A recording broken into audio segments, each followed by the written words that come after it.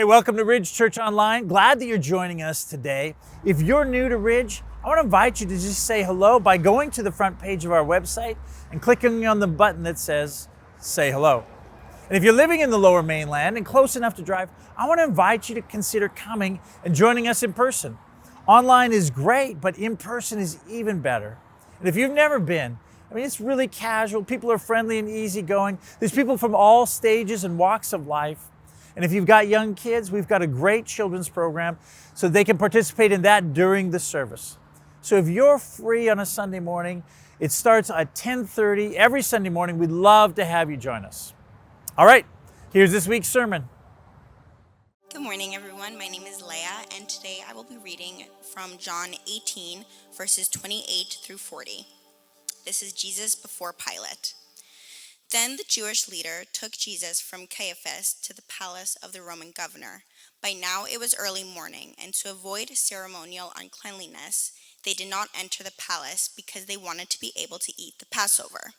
So Pilate came out to them and asked, "What charges are you bringing against this man?" "If he were not a criminal," they replied, "we would not have handed him over to you." Pilate said, "Take him yourselves and judge him by your own law." "But we have no right to execute anyone," they objected. This took place to fulfill what Jesus had said about the kind of death he was going to die. Pilate then went back inside the palace, summoned Jesus, and asked him, "Are you the king of the Jews?" "Is that your own idea?" Jesus asked, "or did others talk to you about me?" "Am I a Jew?" Pilate replied. "Your own people and chief priests handed you over to me. What is it you have done?" Jesus said, "My kingdom is not of this world. If it were, my servants would fight to prevent my arrest by the Jewish leaders. But now my kingdom is from another place." "You are a king then," said Pilate. Jesus answered, "You say that I am a king. In fact, the reason I was born and came into this world is to testify to the truth.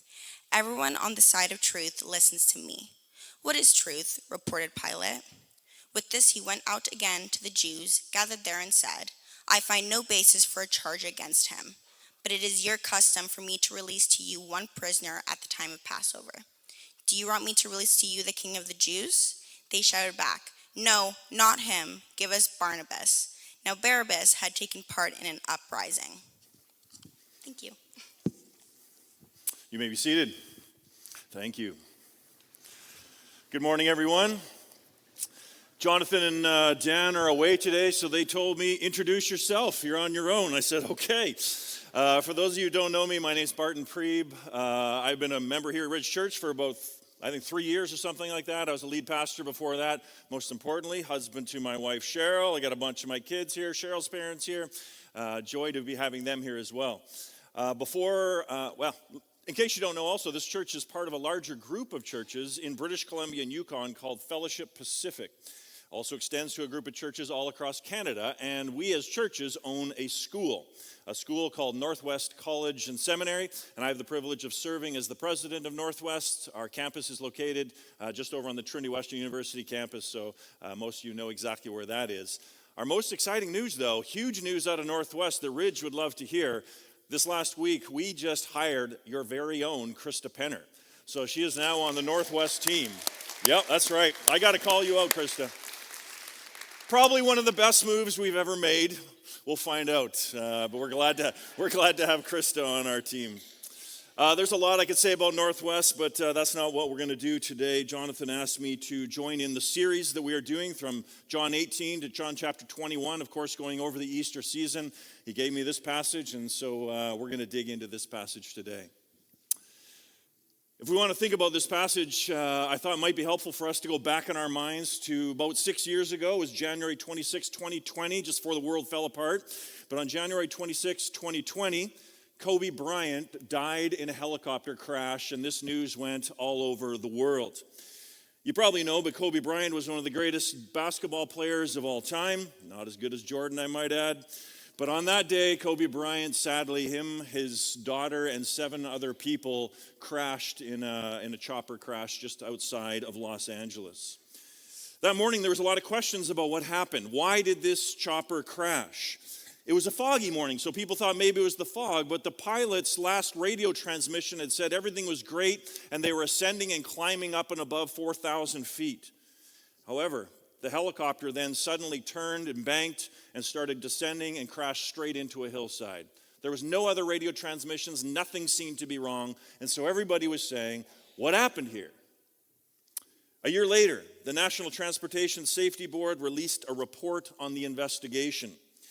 The main cause of the crash is that the pilot of the chopper was experiencing what is called spatial disorientation. Spatial disorientation. This is what happens when a pilot of an airplane or a chopper is flying through thick fog, and the pilot then loses any visual reference to any fixed point of reference, like the horizon or a mountain or something like that. The pilot feels, and you know this from when you fly in a plane through a cloud, the pilot feels like he or she is inside a ping pong ball. And what can happen in that moment is that the inner ear can deceive the mind. The inner ear can feel, keyword feel, like the chopper or the plane is ascending when actually it is descending at a sharp rate. And that is unfortunately exactly what the Transportation Board reported happened on that day. Without any fixed points of reference for the chopper pilot to notice, he lost visual contact with the ground, experienced this spatial disorientation, and flew the chopper straight into a hillside. It is said that when flight instructors are teaching their students about spatial disorientation and flying in fog or clouds, they have one phrase: don't trust your feelings, trust your instruments. This morning, we're going to talk about the topic of truth. When it comes to the topic of what is true or not true, truly, we are a generation that is flying in the fog. Previous generations believed there were fixed truths. There was horizon points that guided you as you flew through the fog of life. Things like God exists. Heaven and hell are real. There is such thing as right and wrong. And all of these things and other truths were like fixed points that although people struggled as they flew through the fog of life, they could trust them and it guided them through life. But of course, that's really no longer the case, is it? We live in a generation where we do not know really what is true anymore. People struggle. And we got to empathize with this because I'm not sure there has ever been a generation in the history of the world who struggled more with millions of different viewpoints, all which kind of disagree, and you just sometimes say, I don't even know what's true. I mean, how are you supposed to know what's true when we live in the fake news generation? How do you trust almost any news source? How do you know what's true when we know that the algorithms are manipulating us and only showing us things that are aligned with what we like to watch and listen to? So we're in our own echo chamber. How do we know it's true when we watch other people in those echo chambers? We never think it's us, but we watch other people start to believe crazy things. How do you know what's true in a generation when the most powerful people in the world, every time they talk, we cannot trust what they say, and we have to fact check every sentence they make? It's no wonder that as a generation we struggle so much to know what is true. And then, of course, this is true even on a deeper level with the most important questions. There's millions or thousands of different viewpoints when it comes to questions like, who is God, or does God even exist? What is right and wrong, and how do you decide that? What happens when you die? All of these kind of questions seem to have so many viewpoints that many people at the end of the day are just like, I don't even know. I don't even know what is true. So like Pontius Pilate in our reading we just had, many people just throw up their hands and they just say, what is truth? What is truth? Truly, we are a generation flying in fog. And many people, most people in our generation would just say, I am trusting my feelings. I hope they're going to get me through the fog of life. And yet we long for something more certain. We long to know what's true. We want to know what is true. So let me ask you this question. As you fly through the fog of life, with thousands of voices all giving different viewpoints which contradict each other, how do you determine what is true and what is not? How do you determine what is true and what is not. Our passage today is good news. It is good news to a generation struggling as we fly through the fog of life, because in our passage today, Jesus talks about the fact that there is a fixed point of reference that can enable you to be able to understand how to fly through the fog of life.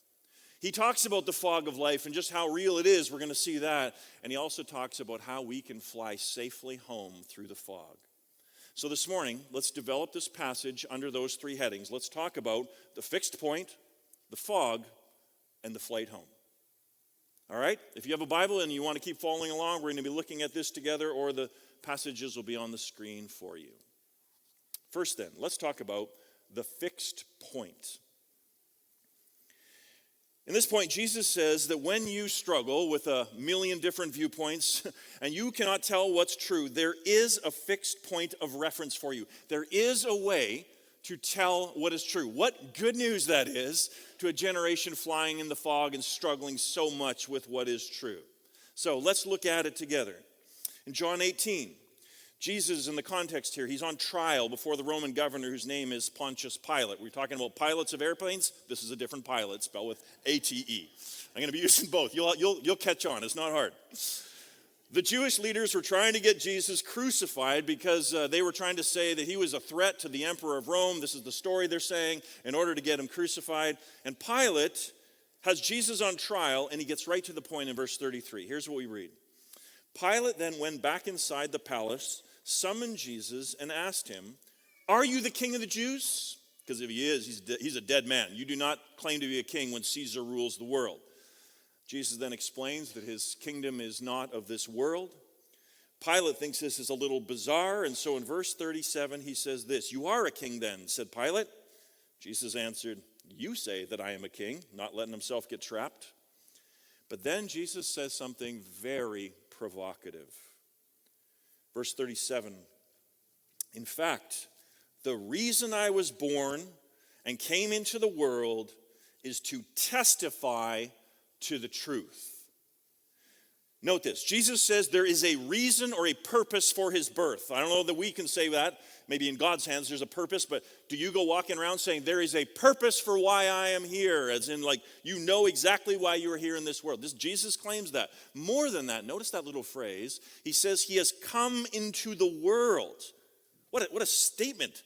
To say that you have come into the world in this sense assumes, listen to this, assumes you existed somewhere before you were born, and you've come from that space into this world. And Jesus says, I used to exist somewhere else. I have now come into this world. I was born into this world, and I came here for a purpose. This is all through John's gospel. All through John's gospel, it's emphasized that Jesus is none other, this historical man Jesus, is none other than our Creator. The Creator of the universe, the eternal Son of God, took on human flesh as we celebrated at Christmas time.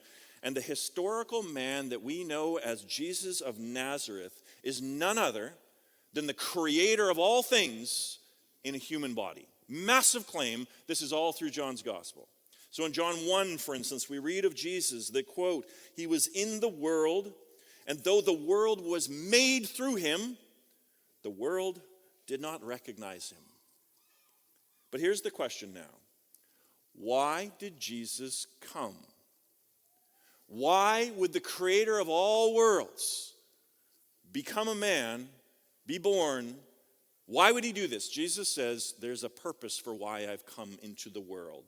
Again, verse 37, "In fact, the reason I was born and came into this world is to," here's the phrase, "testify to the truth." See, in the beginning, when God created Adam and Eve, He created them so that they could know reality. If we wanted to continue using this flying metaphor, it's like they were flying on a bright sunny day above Vancouver. You can see the North Shore Mountains perfectly. You can see the ocean. In other words, they understood reality. They walked and talked with their Creator. They got it. They understood it. But then to continue that metaphor, when they rebelled and all of us went down with them, it's like you experience when you're flying on a bright sunny day and all of a sudden you go into a dark cloud. Everything changes in that moment. You lose all sense of what is up and down. You have no idea. You do not see any fixed points of reference anymore. And so as a species, the Bible says we began to become ignorant. We don't know reality anymore. Not only that, we start to believe lies about which way is up and down, and we're flying through fog, and we do not understand. We don't understand who our Creator is. We don't know these things, and we have been deceived into believing many different things. We all, every one of us to a degree, suffer from spatial disorientation. That is why the message of the Bible is such good news for us. Why what Jesus is saying here is so incredible, because the message of the Bible is God did not want us to crash. He could have just left us after our rebellion and allowed us to crash, face judgment. That he could have done that, but he did not do that. Rather, the Creator of all worlds said, I am going to come and be among them. I will teach them the truth, and I will rescue them. And so this is the story of the Bible. Jesus is not just simply a historical man. He's not even just God in human flesh. He is the truth. He is the one who comes to teach us what is reality, the things that we all need to know. But not only does he teach us the truth, even deeper than that, he is the truth. For he is God, ultimate reality in a human body. That's why he said in John 14:6, I am the way, I am what? The truth and the life. So wrapping up this first point then. To a generation flying in fog, not knowing what is true or not true, with a million different viewpoints out there, this is incredible news.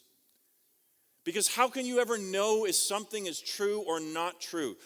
You can choose to trust your feelings, that's one option.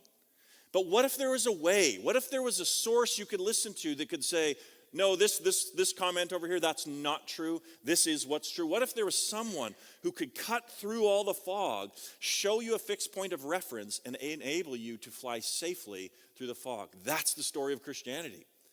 That Jesus said he came into the world. He came for a purpose. And one of those purposes was to testify to the truth, to enable you and I to know what is true, so we don't have to fall into all this foggy thinking, experience spatial disorientation, and eventually crash our lives.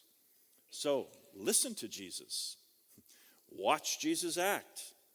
Why is his teaching above all other teachings? For this simple reason. He is God in human flesh. And there is no one who understands reality better than our Creator himself. Now we need to transition to the second point, though. Jesus has made this huge claim. He's claimed to be the fixed point of reference. Look to him, learn to him what truth is. But Pilate's response to Jesus is the response that so many in our day, and we need to look at it and see how he responds and how we will respond. So we talked about the fixed point. Let's move now in the second place to talk more about the fog. Pilate is really shocked when Jesus says his whole purpose for being born and coming into the world is to testify to the truth. Look at how he responds in verse 38. He says, what is truth? Now, what's interesting is the Bible does not tell us what tone Pilate used when he asked that question. So we're kind of left to speculate, but this is kind of really helpful for us, I think. Did he say it with scornful ridicule? Did he say, what is truth? There's no such thing as truth. Did he say it with a sense of despair? What is truth? I've investigated so many philosophies and religions, and I just can't figure out which one is right. There's just too many for me to even look at. Did he say it with a dismissive laughter? What is truth? Everyone's got their own opinion. Everyone's right. Everyone's wrong. Or did he say it with a tone of sincerity? What is truth? I really want to know. In our day, I think people ask that question with all those tones and many more. Notice that Pilate never waited to hear Jesus' response. Here's how verse 38 goes on. With this, he, Pilate, went out again to the Jews gathered there and said, I find no basis for a charge against him. But it is then that Pilate shows his true colors. Even though he finds no fault with Jesus, he turns him over to be crucified. So at the end of the day then, what's Pilate's view of truth? Pilate is a pragmatist, which means whatever works in the situation. Jesus is innocent, but this is going to work, so that's what the truth is for this moment. He's also a relativist. He knows Jesus is innocent, so he's not going to stand on that truth, and he still turns him over to be crucified because, if that's what needs to be true right now, maybe there's not one truth in all this. Whatever works at the end of the day.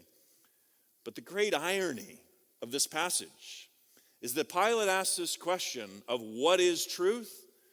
He asks it to the only person in the history of the world who could answer the question, who's standing right in front of him, and he doesn't stay around to wait for an answer. In Isaiah chapter 59, God speaks about the corruption of culture when he says this little quote, truth has stumbled in the public square. In other words, truth doesn't even matter. In the social medias of the world, in the tweets of the world, truth has stumbled. Or other translations, truth has been slain in the streets. It's describing a culture where truth is ignored, where it is relativized, where it's rejected. And this is quite literally what happened 2,000 years ago as this passage goes on. Pilate turns Jesus over to be killed. Jesus, the truth, did stumble in the streets in the public square when he fell beneath the weight of the crossbeam from so much loss of blood when they tortured him. Jesus, the truth, was slain when they pierced his hands and his feet. They rejected Jesus. They were flying in fog, trusting their own feelings, and eventually they all crashed when judgment came on Jerusalem in AD 70 and Rome sacked it and destroyed it.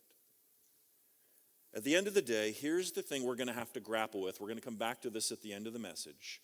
What will we do with Jesus? Will we be like Pilate and those of that day? Or will we do something else with him? That's where we're going to end.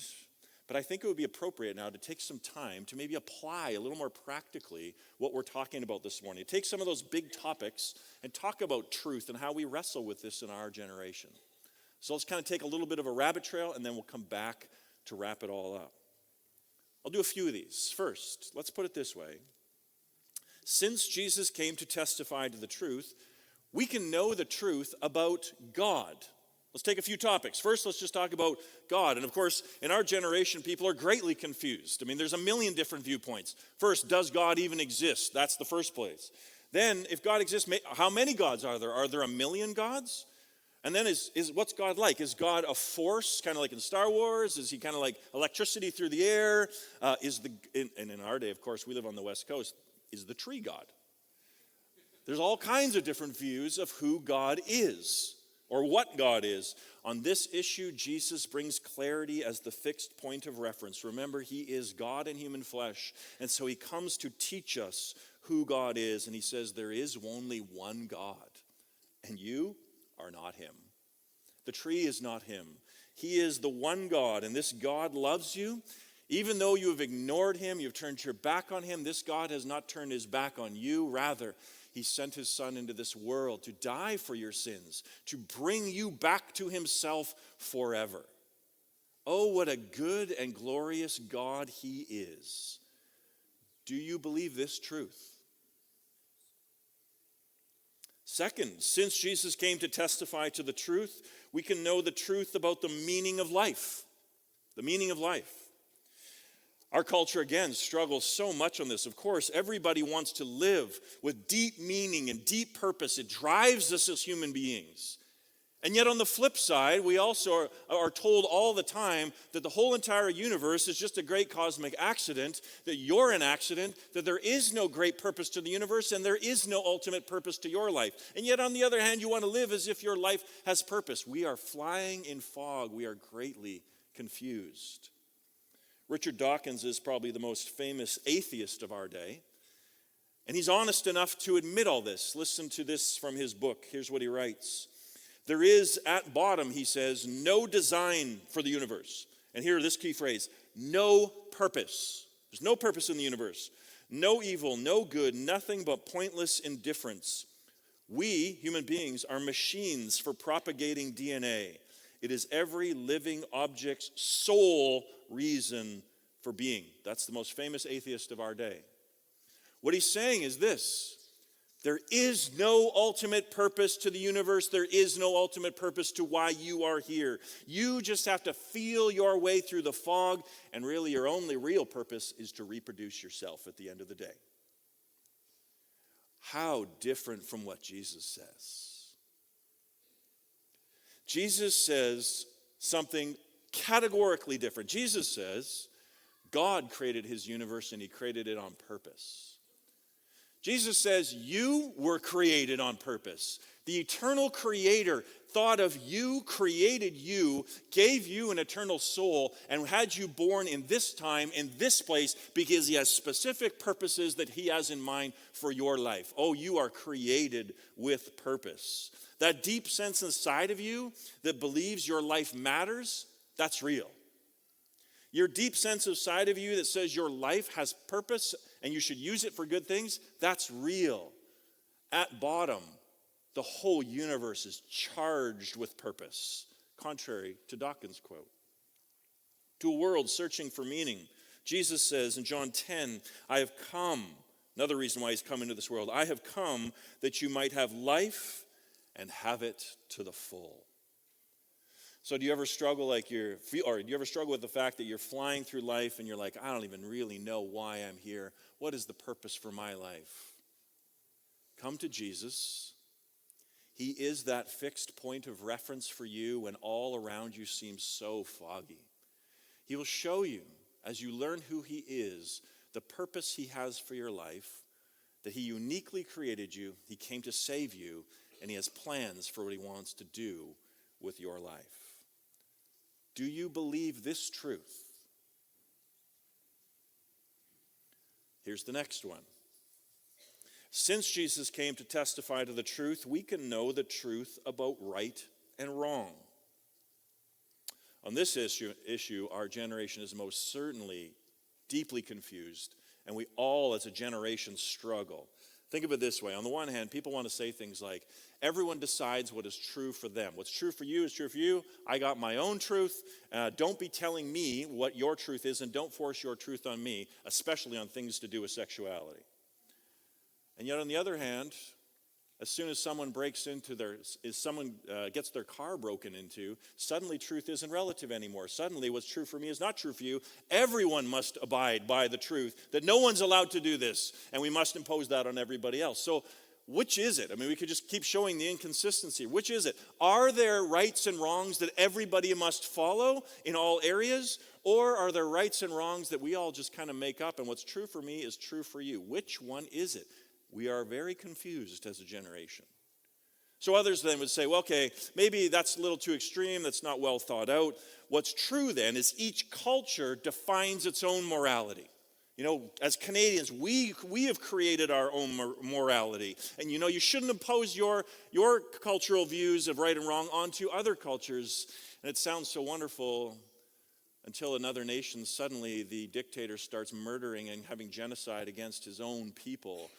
And then we all stand up and say what that guy's doing and what that culture's doing is entirely wrong. It's a human rights violation, and maybe we need even to have military intervention to stop it.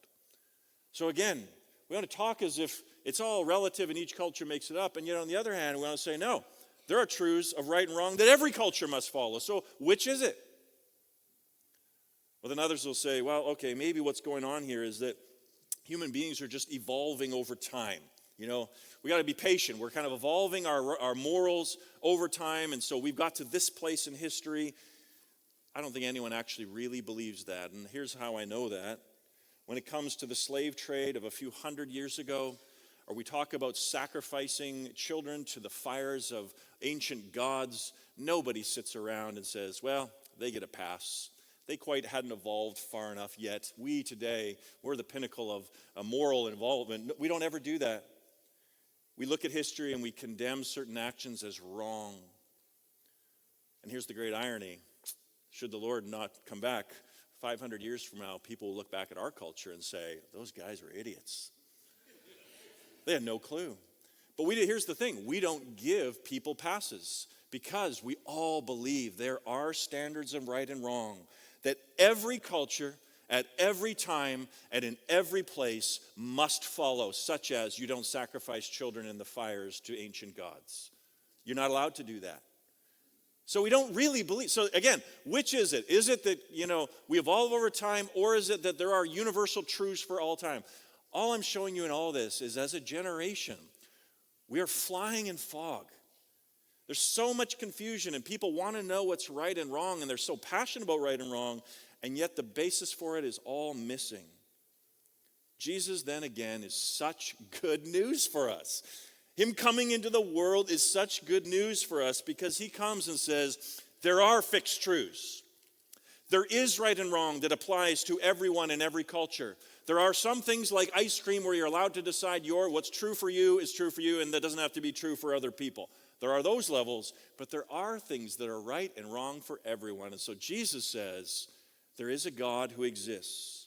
And since this God is your creator and made you, he knows how your life's going to work best. Just like anyone who creates a car and puts the owner's manual in, they know best how the car works. Your creator knows best how human life works. So he does give you some rules. He does give you right and wrong. But listen, he doesn't give it to ruin your fun. He gives it to protect you and that you might understand how life works best. See, God's rules on right and wrong they're just like, say, our traffic laws. Let's think of one traffic law, for instance, being don't cross the center line when you're driving. That's a very strict rule. It's extremely strict. There is no room for gray here. There is no sometimes you can't. No, you do not cross the center line when you're driving because bad things will happen to you. Now, is that to try, are we creating these laws because we're trying to ruin our fun and, no, we all know this. We have these laws not to ruin fun, not to hinder freedom, but in fact to enhance freedom and to protect freedom so that you will enjoy your driving experience as you follow that extremely strict law. Listen, when it comes to God, he gives us laws on right and wrong, on topics to do with money and sex and everything else in the world. They're not there to ruin us, to hinder us. He gives them as our creator that we might protect our freedom and enjoy the freedom he has given us. Do you believe this truth? Let's do one last one and then we'll wrap this all up. Since Jesus came into the world, we can know the truth about what happens when we die. Again, we're flying in fog on this critical issue. Some people, of course, would say, no, when you die, that's it. Lights out, you just cease to exist. Other people say you're going to get reincarnated. You're going to come back as a lower or higher life form depending on how you live. Other people say, no, you're going to become one with the universe. You'll be merging with all things. You'll become with the one. Which one is it? How do you know? This is not like you can't just pick all of these. How do you know what is true? Again, our Creator took on human flesh. He came into this world, and one of the key reasons he came was to tell us the truth, to enable us to see what happens when we come out of the fog one day. And Jesus told us that a day is coming when God is going to judge the world. On that day, there will be two destinies, we called heaven and hell. Jesus says he came into this world, though, because God is not willing for anyone to perish. He gave his son for us, that all who come to him could have their sins forgiven, never fear that they're going to crash on Judgment Day, but rather that they would be brought safely home. Do you believe this truth? We've talked about the fixed point. We've talked about the fog. Now in our last let's go 2 minutes, 3 minutes, let's talk about the flight home. Look at our passage one more time. After Jesus told Pilate that he came into the world to testify to the truth, he said this in verse 37, "Everyone on the side of truth listens to me." Everyone on the side of truth listens to me. So Jesus is inviting Pilate to listen to him explain the truth. Jesus is also challenging Pilate to decide. Whose side are you on, Pilate? Again, Jesus is claiming that he is the truth. He can give it to you. And he's saying, if you are on the side of truth, you will listen to me. You will come to me. Oh, the irony here. Pilate has Jesus on trial, but Jesus is inviting the judge to be his follower, to learn from him. And the challenge for Pilate is the same as the challenge for you and I, and it is simply this: which side are you on? Those on the side of truth listen to Jesus. Those on the side of truth listen to Jesus. They give their lives to him. They say, teach me the truth about everything, about who God is, about what's wrong with the world, about how I'm supposed to live, about how can I possibly make it through Judgment Day. Can I have my sins forgiven? Teach me, Jesus. That's those who are on the side of truth. And that is the incredible message that Jesus came to bring, is that he came to rescue us from that judgment day. It's why he died on the cross, to restore you and me back to relationship with our Creator, to give us that new life. So the question is, have you called on him to save you? Have you come to him and said, Jesus, I've learned from you about sin. I've learned that you're able to save. Save me. Have you done that? Because listen, according to Jesus, there are only two options. The first option is to side with him, to learn the truth from him, and then let him guide you through the fog of life. And then listen to this.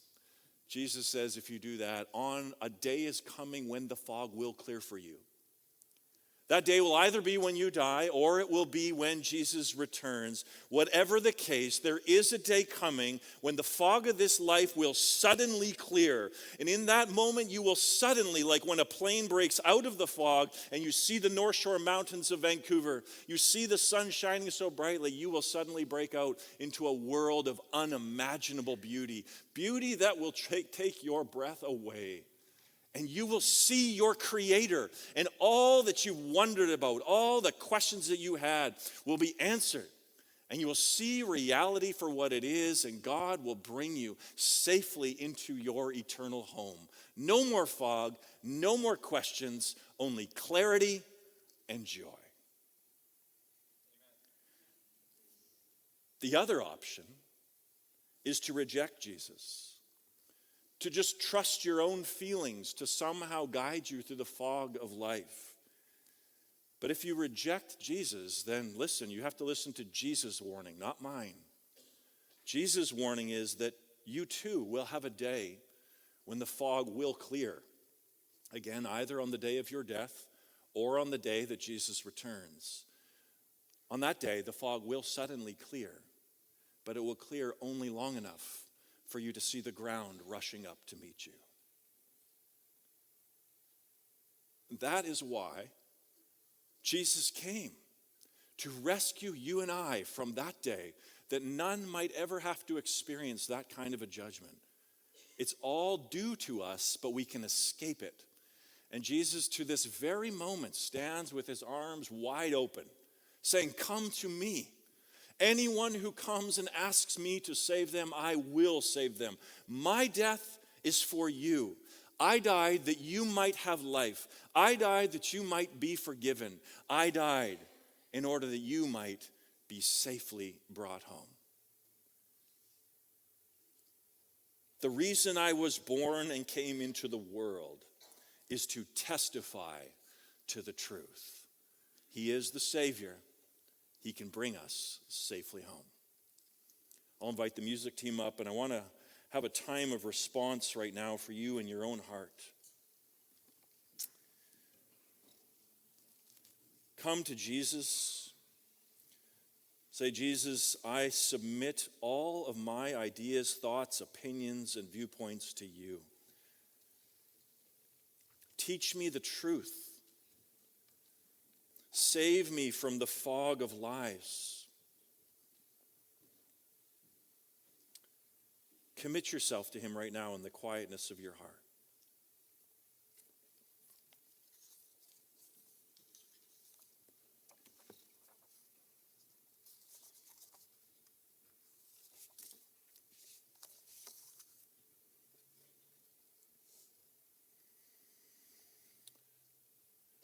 Or maybe you're even here today and you have never given your life to Jesus. Now is the moment. Come before him and say, Jesus, I hear this truth that I am a sinner in need of saving.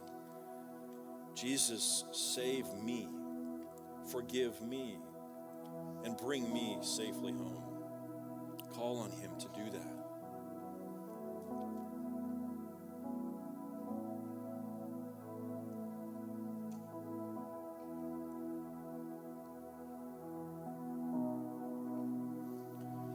Father, we live in a world with so many opinions, so many viewpoints, and it's so hard to know sometimes what is true and what is not. Teach us the truth. Help us to listen to you, to read your word, to hear what you have to say. Help us to understand it. And then, Lord, enable us to follow it and to obey it. And we're most grateful for the truth that through Christ we have complete salvation, that we are your children because of what he has done through his death on the cross. You bring us salvation. Thank you for this. It's in his name.